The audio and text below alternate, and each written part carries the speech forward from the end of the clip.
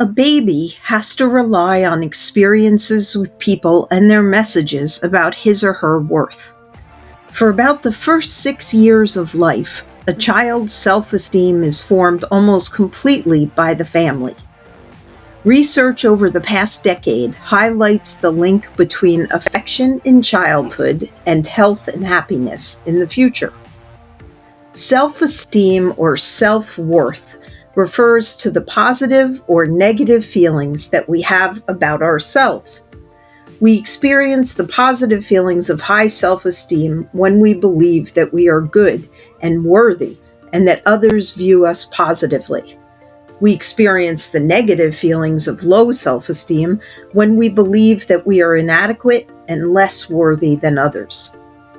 After a child starts school, other influences come into play, but the family remains the most important. The family home environment is the context that most directly influences the child's early development and socialization. Peer influence is remarkably powerful all through our lives, but it's never more impactful than in childhood, when values have yet to take root and the self is still being formed. Outside forces tend to reinforce the feelings of either worth or worthlessness the child learned at home. A confident child can deal with failures in school and with peers.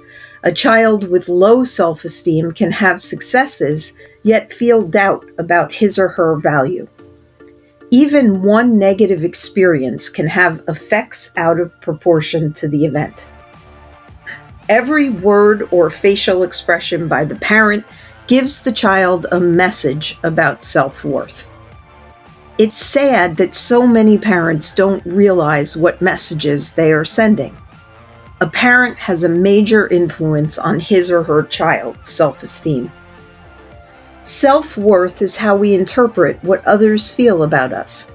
In childhood, we value ourselves as much as we believe we are valued by others. What kind of self-worth is your family building in the children and reinforcing in the adults? Positive feelings can grow only in an atmosphere where differences are appreciated, love is openly shown, mistakes are used for learning, communication is open, rules are flexible, and honesty is practiced. This kind of atmosphere is found in a nurturing family. A loving and nurturing family will forgive easily and provide an atmosphere of acceptance for all within it. It's not an accident that children from these families grow up to feel good about themselves and are more loving, healthy, and competent. Oppositely, children in troubled families often feel worthless and unloved, growing up with inflexible rules, criticism of their differences, and punishment for their mistakes. These children are at risk of developing destructive behaviors towards themselves and/or others. If this happened to you, I hope you are now taking steps to free yourself from that negative energy. These same differences in self-worth can be found in adult family members. When we feel low self-worth in childhood, we develop low self-esteem as an adult. Parents with high self-esteem are more likely to create nurturing families, and parents with low self-worth tend to produce troubled families. Parents are responsible for accepting the consequences of their actions and learning to do it differently.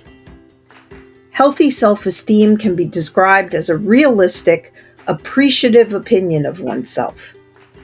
Low self-esteem can be deeply rooted.